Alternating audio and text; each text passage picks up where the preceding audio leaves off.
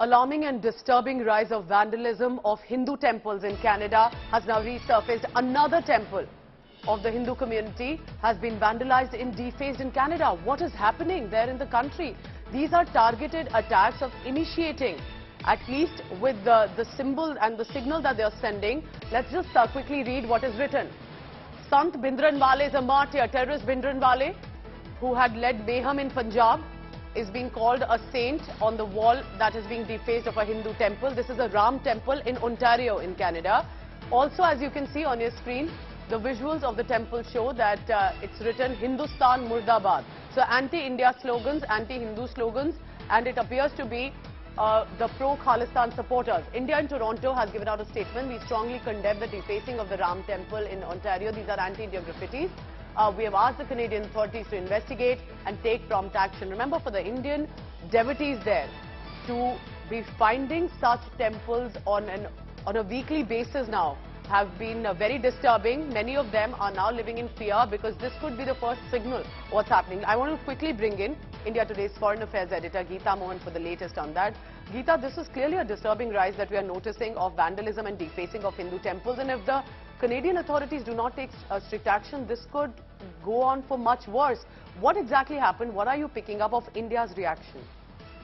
Well, the Indian authorities, through the Indian embassy or the Indian consulate in Toronto, have already condemned the attack. We do know that every time such an incident takes place, the Indian embassy or the Indian mission, wherever is placed, takes up the matter with Canadian authorities. So our mission in Ottawa would be taking it up with the Foreign Office as well. But the fact is that the defacing of Hindu temples in this town is not an isolated incident, with at least 4 similar acts of vandalism that have been recorded within the very same Greater Toronto area since last July. So there have been many such instances, and every time that has happened, investigations are carried out. It is very difficult for Canadian authorities to know which place of faith would be vandalized and by whom. So investigations are carried out. If at all they find the culprits, then action can be taken. But sure, that some action needs to be taken. So a message is sent that this cannot go on. This clearly looks very disturbing. Could create further tensions also. Geeta, please, thank you for now. But stay tuned and keep getting us the latest on what's happening there. I'm quickly now joined from Amendra Kumar Singh. He's the president of the Australian Hindu Association, and we are bringing him in because, remember, there have been similar incidents in Australia also. Mr. Amendra, what are you looking at is unfolding in Canada and in the isolated incidents in Australia too? This clearly looks disturbing, but is there a pattern to it that you see? Look, hatred of Hindus is the fuel that keeps the Khalistan movement burning. This is a well thought out strategy. It's a two-pronged strategy. Firstly, hold these bogus referendums, and secondly, attack Hindus physically, their places of worship, and in an attempt to intimidate them and to silence them.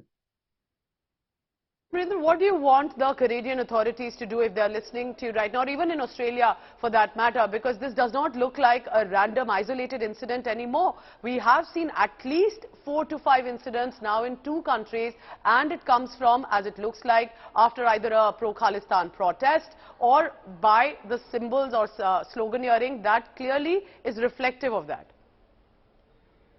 I can't speak for Canada, but insofar as Australia is concerned, we want the police to put sufficient resources to investigate these crimes, firstly. And secondly, the laws must be changed.